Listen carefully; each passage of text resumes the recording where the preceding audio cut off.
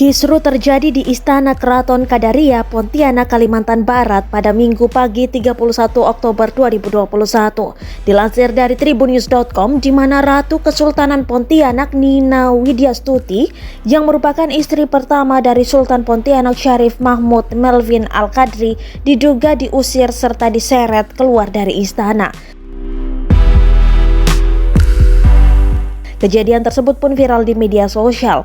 Dalam video yang diunggah tribunvideo.com, tampak dalam video singkat, sang ratu diseret oleh laki-laki dan ada beberapa wanita yang mencoba menolong sang ratu. Hingga akhirnya suasana menjadi gaduh dan tampak para tamu yang hadir hanya duduk menyaksikan.